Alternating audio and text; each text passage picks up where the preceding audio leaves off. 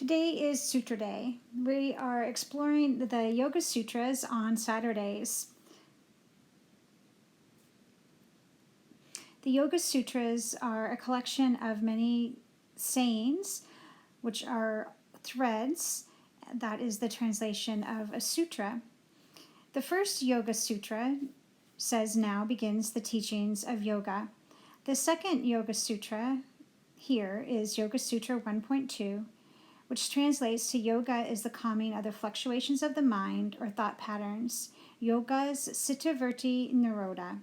The first time I heard that, I just loved it. I loved the way that it sounded. I loved the concept behind it.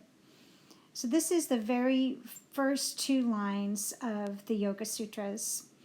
Now begins the teaching of yoga. Yoga is the calming of the fluctuations of the mind.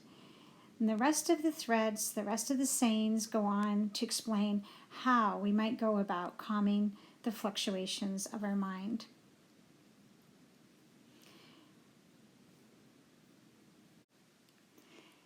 The Yoga Sutras were written by Patanjali 400 CE. There's 5,000 years of history. There's 8 limbs, and it's a path to peace and enlightenment. There's 196 threads or sayings. There's 4 chapters. We're beginning with contemplation, chapter 1. Then there's practice, progression, and finally liberation. This is mostly about the mental processes of yoga.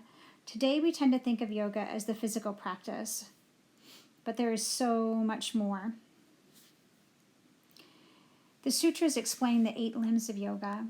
There are the yama, the ethics, sometimes translated as what not to do. It's more like the expansion of energy out into the world.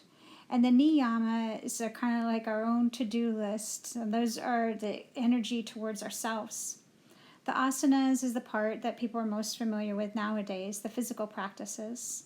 Pranayama is the breath controls or the breath expansion. Pratyahara is sense withdrawal. Dharana, concentration. Dhyana, meditation. And samadhi, bliss, peace. So as we go on to explore the sutras on Sutra Day, we will be learning about all of these things in due time. We're going to go in chronological order, and I'm excited to have you join and to explore these Yoga Sutras together.